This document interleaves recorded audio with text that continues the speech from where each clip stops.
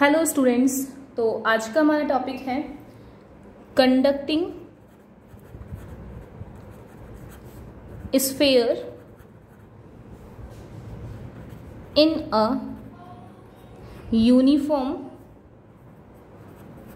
Electric field bye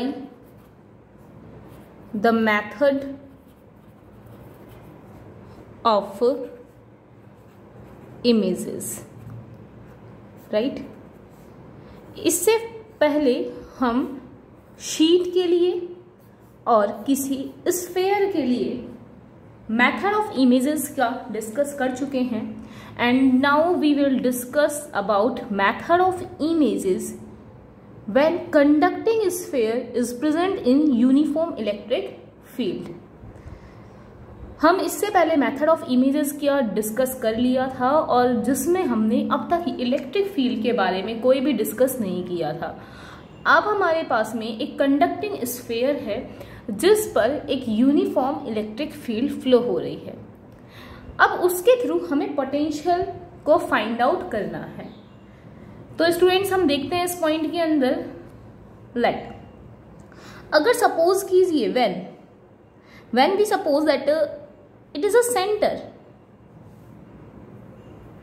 O, right?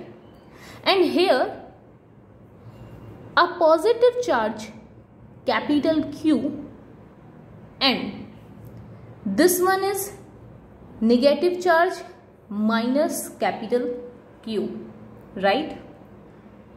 If you think that capital Q is present in along Z axis where this one is Z is equal to minus D and this one is at present Z is equal to small d, means हमने कहा ये एक origin है जहां minus D पर Z axis के along plus capital Q present है, यहां प्लस D पर माइनस Q प्रेजेंट है, right?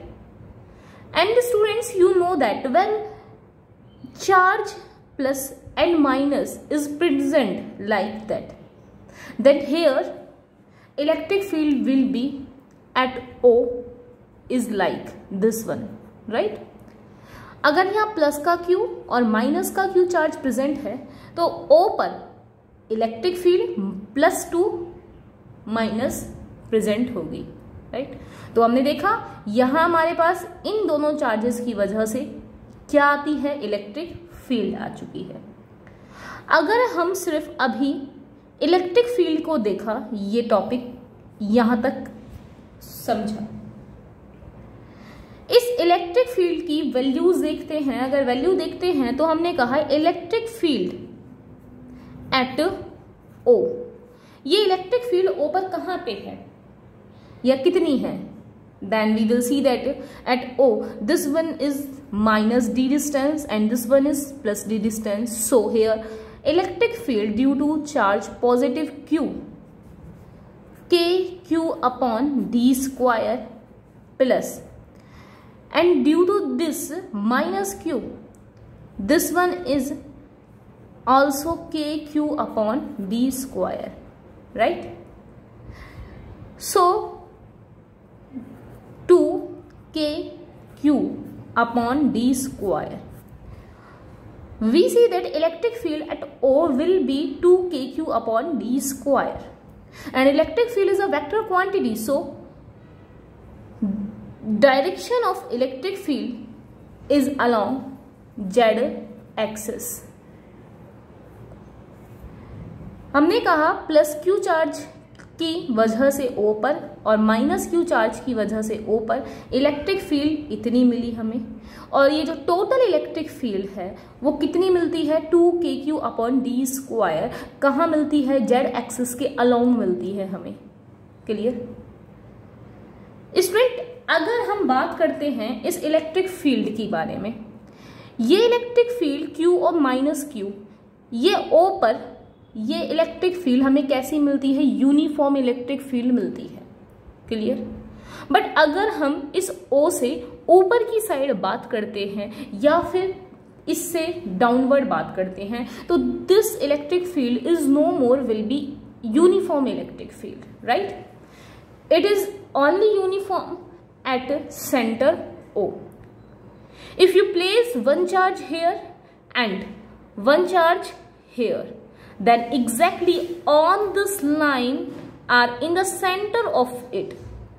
If one charge is positive and other charge is negative, then exactly at the center we are having uniform electric field. And students, if this one charge and this one is at infinity, then at center O there will be exact uniform electric field, right? If we think that this one charge is at infinity and this one is also at infinity, then here electric field will be E naught, means a uniform electric field. हमने कहा अगर ये दोनों charges infinity पे हैं तो यहां पर बनने वाली इलेक्ट्रिक फील्ड ई नॉट होगी.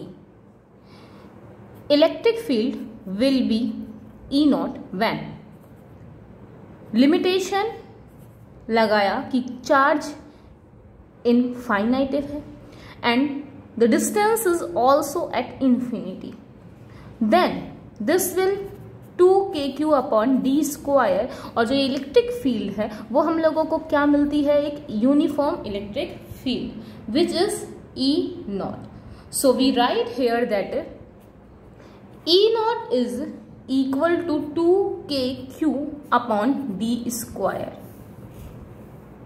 Right? This is equation number 1. Now we see, let us consider a conducting sphere, right? If students suppose that ये चार्ज यहाँ है, ये चार्ज इधर है माइनस का Q, अगर इस सेंटर O पे इलेक्ट्रिक फील्ड प्लस से माइनस की तरफ इन दोनों चार्जेस की वजह से बन रही है और हम यहाँ पर एक स्फेयर जो कि कंडक्टिंग स्फेयर है जिसे सपोज करते हैं, clear? Then you know that radius will be capital R, right? कि अगर मैंने कंडक्टिंग स्फेयर सपोज किया इस सेंटर O पर तो इसकी एक रेडियस होती है जो कि कैपिटल R है. यहाँ इलेक्ट्रिक फील्ड हमने लिख दिया E वेक्टर जा रहा है, क्लियर? अब आपको मालूम है कि अगर ये कोई कंडक्टिंग स्फेयर है और यहाँ कोई पॉजिटिव चार्ज है तो पॉजिटिव चार्ज की वजह से यहाँ पर एक माइनस का चार्ज बनता है जिसे हम लिख देते थे Q1. ये वाली बात हमने पहले पढ़ ली है कि इस पॉजिटिव चार्ज की वजह से एक चार्ज इंड्यूस होगा जो कि नेगेटिव होता है जिसे मैंने कहा Q1, और ये चार्ज एक नेगेटिव चार्ज है जिसकी वजह से इस पर इंड्यूस चार्ज पॉजिटिव होगा जिसका सेंटर हमने ले लिया Q2, क्लियर? तो स्टूडेंट अब हमारे पास में 4 चार्जेस हो गए, capital Q, Q1, Q2 and minus Q. तो हमने यहाँ पे लिखा let us consider a conducting sphere of radius capital R in a uniform electric field, and uniform electric field is UE naught, right? If there are two charges plus Q plus minus Q, यहाँ एक दो charges हैं plus minus Q, located at positions Z is equal two plus minus D. Means हमने दो charge consider किए हैं capital Q and minus capital Q, और ये लोकेटेड कहाँ पे है, माइनस D पर, and this one is plus D, right? there is approximately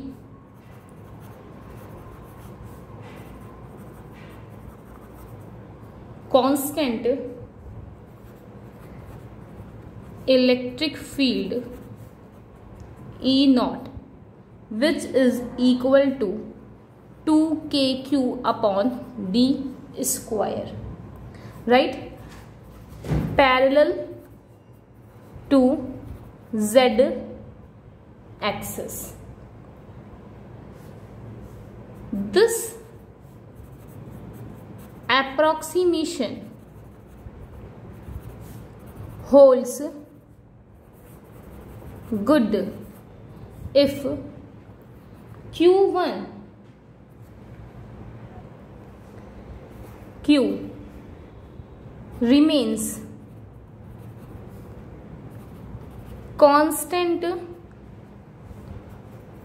in the limit q tends to infinity and d infinity, right. तो student हमने यहाँ जो लिखा है उसमें हमने देखा कि दो चार्जेस हैं capital Q and minus Q which is differently D distance दूर हैं, राइट, जिनकी वजह से इलेक्ट्रिक फील्ड प्लस से माइनस की तरफ फ्लो हो रहा है, जो कि कहाँ हो रहा है, एक constant electric field Z axis के अलोंग हो रहा है। और ये जो अप्रोक्सीमेशन है वो जब सही कब बैठेगा, जब हमारे पास में Q और D जो हैं वो कहाँ पर होने चाहिए, इन्फिनिटी पे होते हैं, तो आने वाली इलेक्ट्रिक फील्ड कैसी होती है, यूनिफॉर्म इलेक्ट्रिक फील्ड हमारे पास मिलती है। क्लियर हो गया यहाँ तक का। अब हमें किसी भी कंडक्टिंग स्फेयर के P पॉइंट पर पोटेंशियल की वैल्यू को फाइंड आउट करना है, राइट। तो हमने लिखा if now we assume a conducting sphere to be placed at the origin, then the potential at any field point P will be due to the charge plus minus Q at Z is equals to plus minus D, right. तो अब हमने जो ये जो centre है, right, जो हम लोगों ने अभी सेंटर देखा है, वहां पर इलेक्ट्रिक फील्ड पता है कांस्टेंट है। अब हमें किसी पॉइंट P पर फाइंड आउट करना है इलेक्ट्रिक फील्ड की वैल्यू या पोटेंशियल की value. So students, diagram again बनाते हैं। डायग्राम में हमने देखा कि यहां पर एक चार्ज है जिसे हमने कहा plus Q and here minus Q, which is at Z is equal to minus D, and this one is Z is equal to plus D distance. There is a center O, which is the center of conducting sphere. Clear? And here, due to plus Q charge, induced charge will be Q1, and due to minus Q charge, induced charge will be minus Q2. And radius of this conducting sphere is capital R. Then students, हमें point P जिसके coordinates हैं r, theta, इस plus Q charge की वजह से, Q1 charge की वजह से, माइनस ये प्लस Q2 ले रहे हैं अभी हम इसे, प्लस Q2 चार्ज की वजह से और माइनस Q चार्ज की वजह से पोटेंशियल फाइंड आउट करना है। Clear? So students, Q1 you know that image charge की वजह से ये प्लस का क्यू चार्ज है which is D distance apart, so Q1 is minus capital Q R upon D। ये हम लास्ट केसेस में निकाल चुके हैं, क्लियर।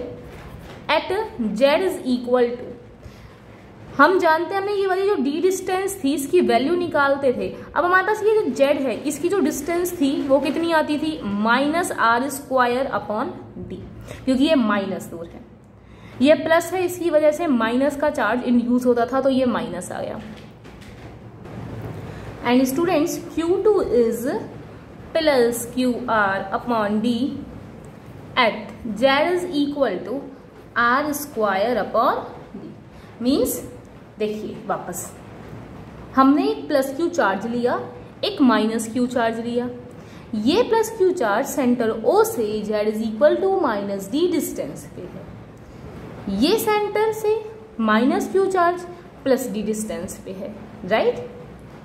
ये कंडक्टिंग स्फीयर है और इस स्फीयर पर इस प्लस क्यू चार्ज की वजह से एक इंड्यूस चार्ज जनरेट हुआ, क्लियर। इस इंड्यूस चार्ज की वैल्यू Q1 है। अब अगर ये प्लस चार्ज है तो इंड्यूस चार्ज कैसा होता है, माइनस का, तो हमने यहाँ क्या लिखा, Q1 is equal to minus QR upon D। और इसकी सेंटर से डिस्टेंस कितनी है, minus R square upon D है, ये वाली डिस्टेंस, और सेंटर से इसकी distance minus D, clear. Same centre से इसकी डिस्टेंस माइनस Q और इसकी वजह से एक चार्ज इंड्यूस हुआ जो ये माइनस का है, तो वो इंड्यूस चार्ज किसका होगा, प्लस का होगा। So due to plus charge this will is Q2 and Q2 is plus QR upon D। और सेंटर से इसकी डिस्टेंस कितनी है, Z is equal to R square upon D, clear. तो हमने यहाँ पर चारों ही चार्जेस के बारे में डिस्कस किया। अब इनकी सेंटर से डिस्टेंस हमें पता चल गई, और डोंट बी कंफ्यूज, ये हमने सेंटर से इस चार्ज की डिस्टेंस निकालना हमारे लास्ट 3-4 लेक्चर्स में ऑलरेडी पढ़ चुके हैं। अब हमें इन चारों की वजह से नेट पोटेंशियल इस P पॉइंट पर फाइंड आउट करना है, क्लियर। तो देखिए, सो net potential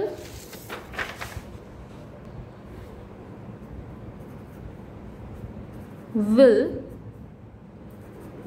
actually sum of all the charges, clear. मतलब कि जो नेट पोटेंशियल है वो सभी चार्जेस का सम होगा, राइट।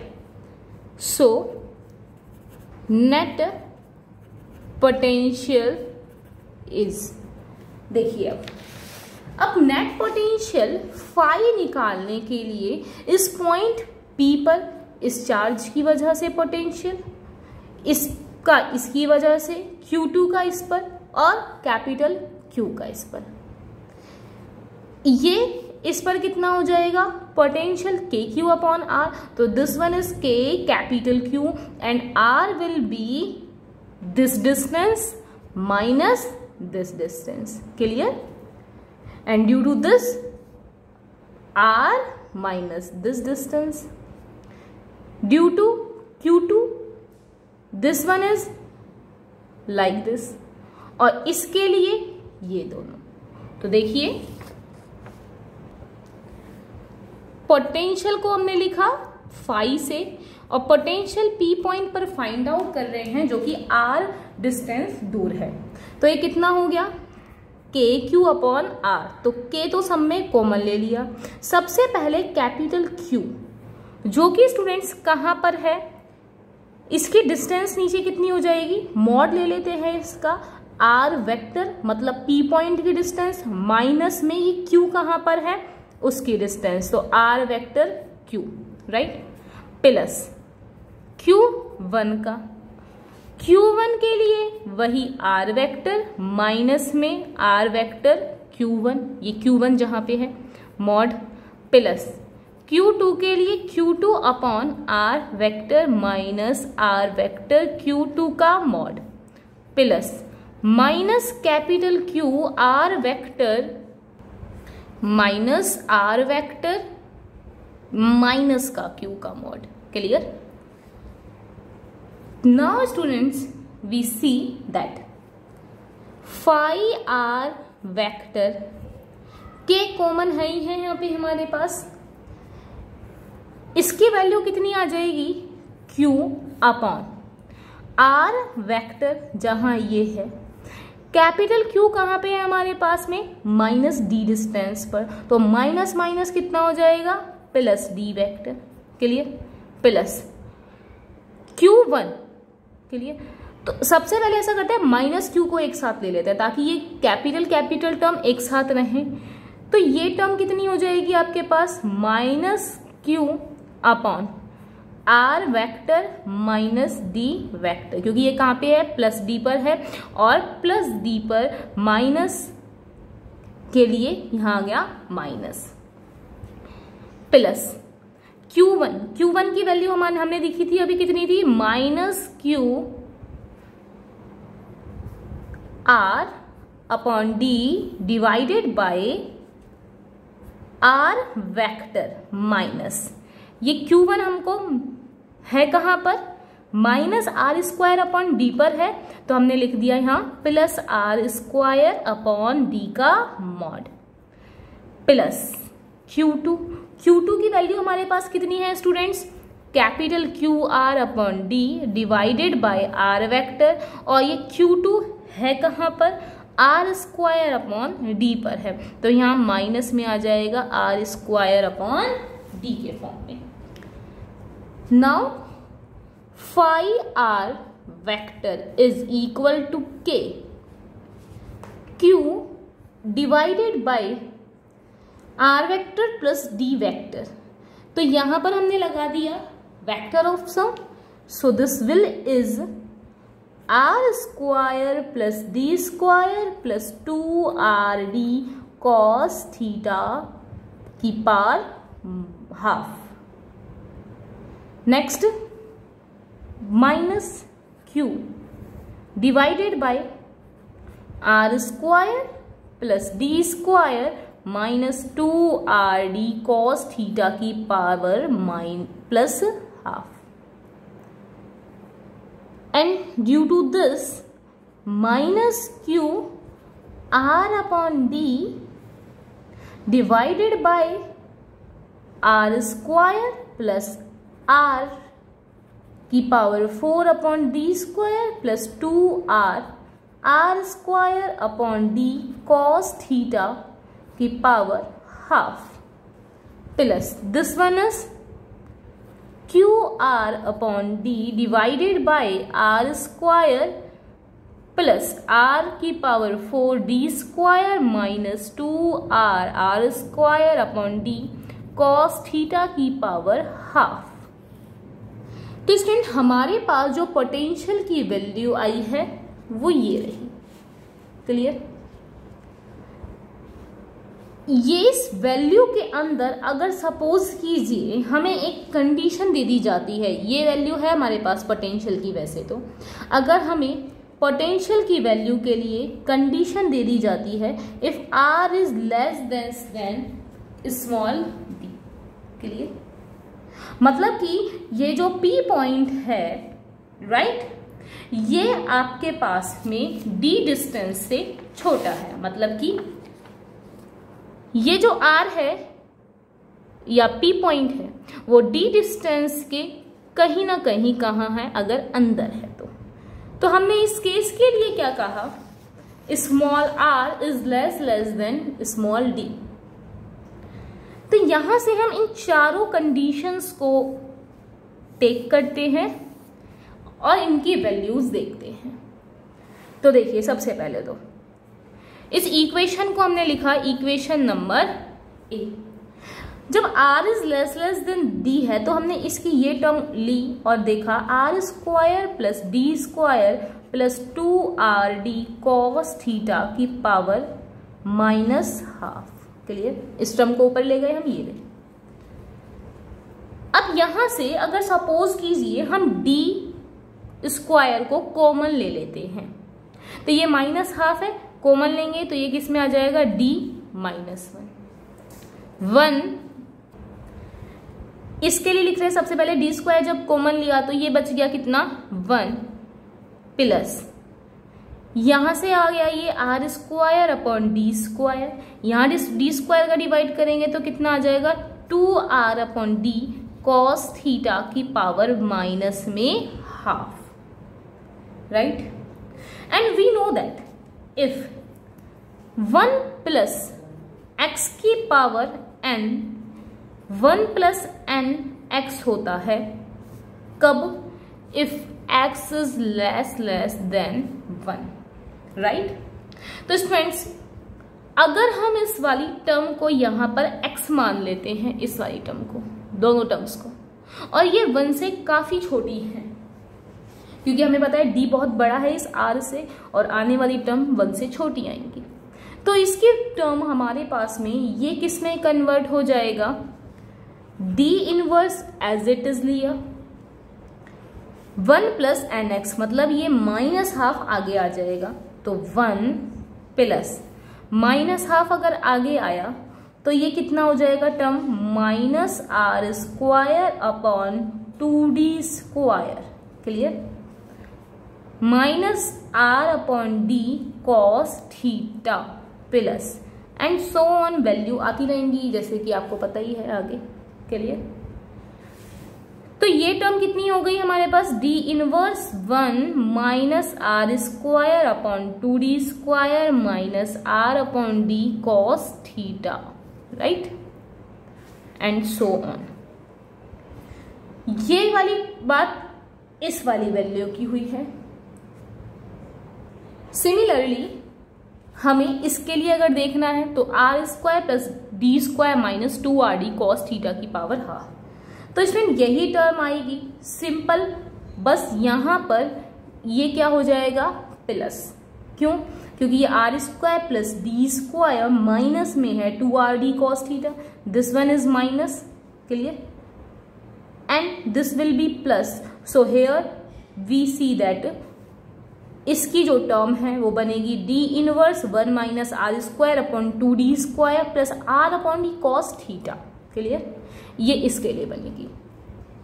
अब हम इसके लिए देखते हैं r स्क्वायर प्लस r की power 4 upon D square plus 2r square upon D cos theta inverse. तो इसके लिए हमारे पास वैल्यू आएगी r स्क्वायर प्लस r की power 4 D square plus 2r square upon D cos theta की power inverse, clear. वहां वापस से हमने r इनवर्स या r स्क्वायर कॉमन लिया और जब ये बाहर आएगा -½ से, तो this will is r inverse ये 1 प्लस r की power 4 upon r square D square plus यहां बन गया 2 capital R square upon r D cos theta की पावर 1/2 माइनस का। सो r इनवर्स 1 माइनस ये आगे आ जाएगा यहाँ पे हाफ r की power 4 r square D square minus r square upon r D cos theta, clear. तो स्टूडेंट्स साथ में हमारे पास उसकी पोटेंशियल में 4th टर्म है जहां ये माइनस है, तो ये यहां पर क्या हो जाएगा, plus, clear.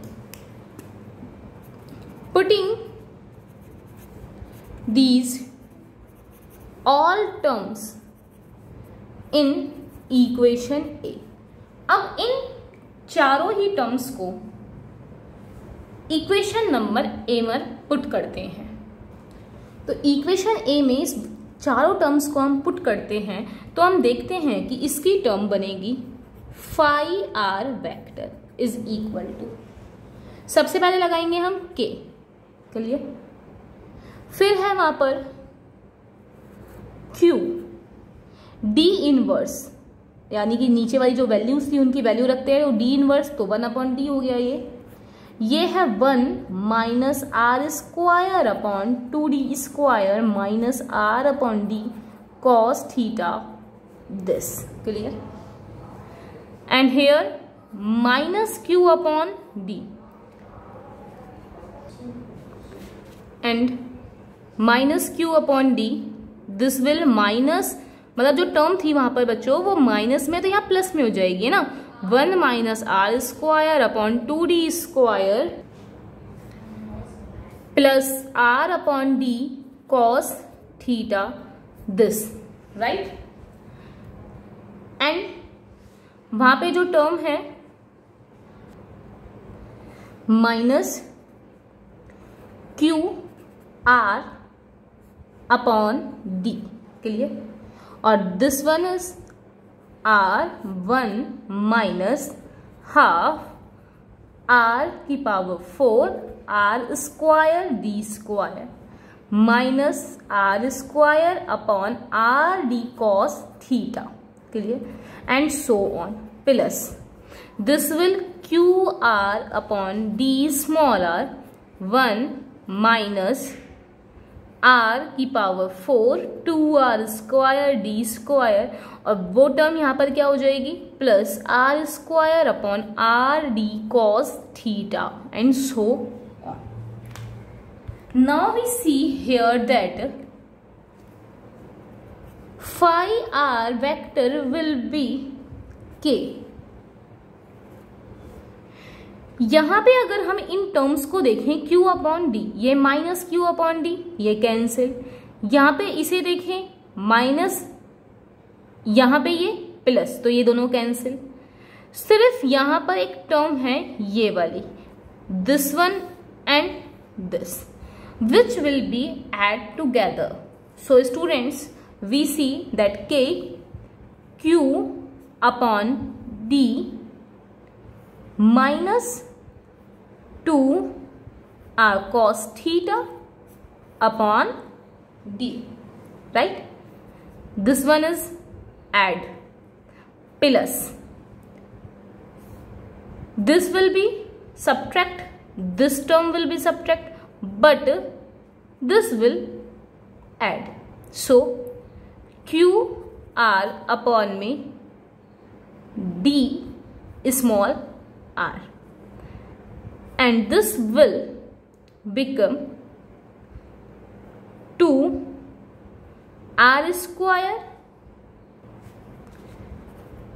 cos theta upon r d, clear। and this,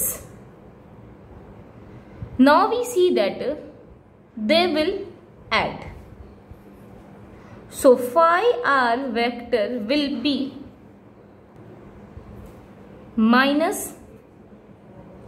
k 2 q r cos theta divided by this will d square, clear, plus this will 2 q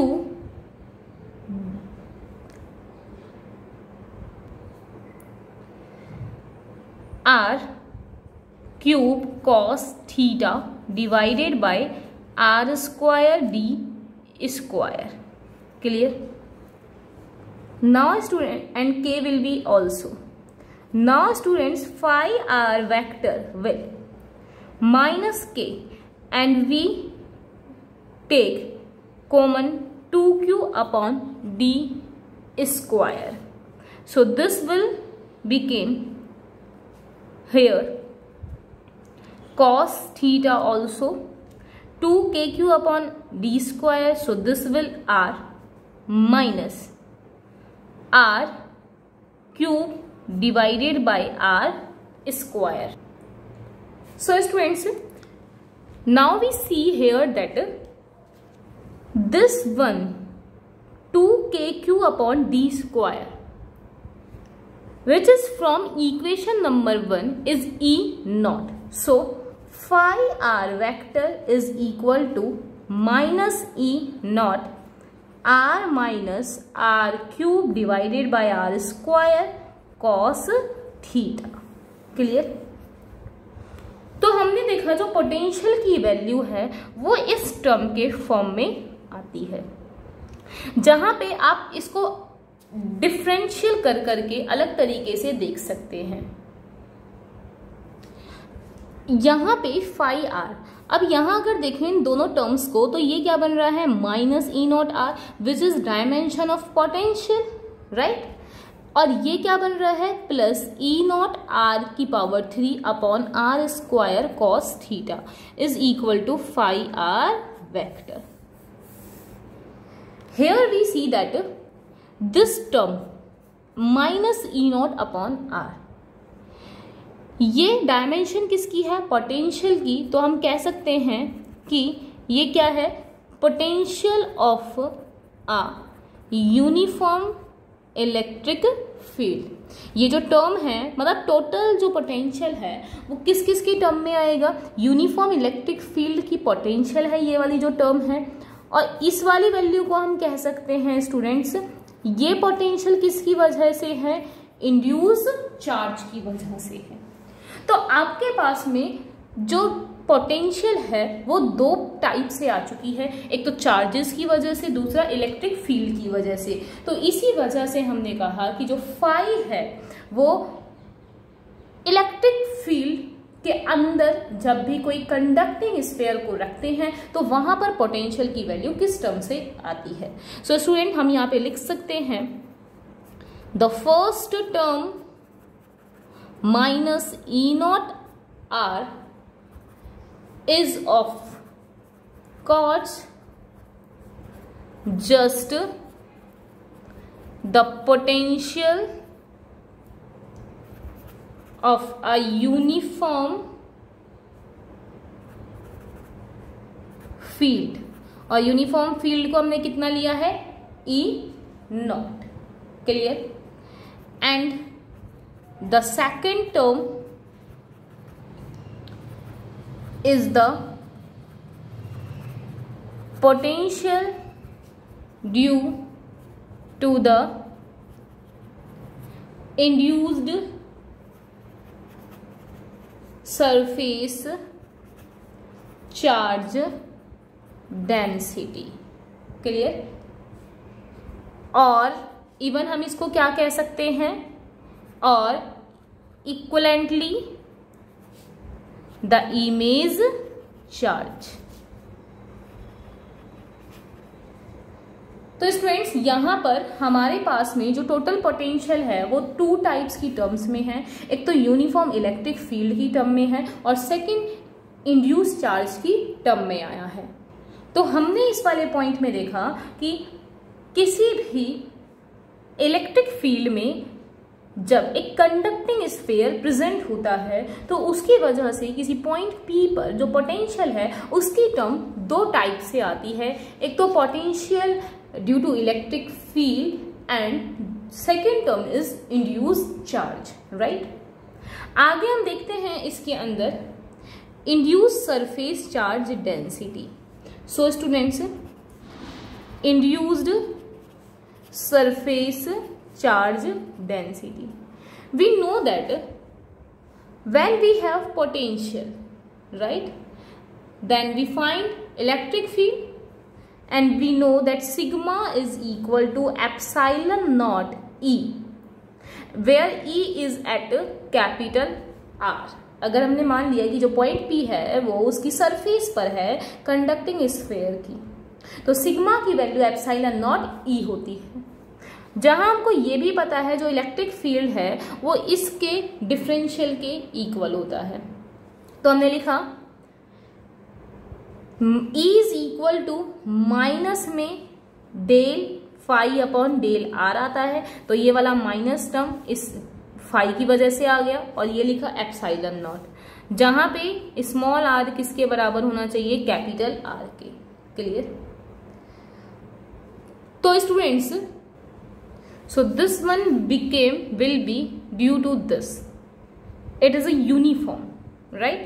तो इसकी वजह से कितना बन जाएगा, 3 epsilon not E not cos theta. Right. सिर्फ हमें देखना कहाँ था, कैपिटल आर पर। तो इसकी वैल्यू हमारे पास सरफेस चार्ज डेंसिटी कितनी आती है, 3 epsilon not E not cos theta आती है, राइट। तो स्टूडेंट आज के टॉपिक में हम लोगों ने देखा कि अगर इलेक्ट्रिक फील्ड में किसी भी स्फीयर को रखा जाता है तो उसके थ्रू हमारे पास में पोटेंशियल और सरफेस चार्ज डेंसिटी की टर्म्स कितनी होती है। तो इसी तरह से हमारा इमेजेस जो डिस्ट्रीब्यूशन था वो कंप्लीट होता है, मींस मेथड ऑफ इमेजेस जो था हमारा वो यहाँ पर कंप्लीट होता है, जहां हमने इसको 3 टाइप से देखा है। फर्स्ट हमने देखा मेथड ऑफ इमेजेस शीट की वजह से, सेकंड स्फीयर की वजह से जहां हमने इसके 3 केसेस देखे थे, और आज जो हमने टॉपिक देखा है इसमें हमने इलेक्ट्रिक फील्ड पे जब कोई भी कंडक्टिंग स्फीयर रखा जाता है तो इसकी वजह से कितना पोटेंशियल और कितनी सरफेस चार्ज डेंसिटी होती है इसके बारे में जाना। क्लियर? Thank you.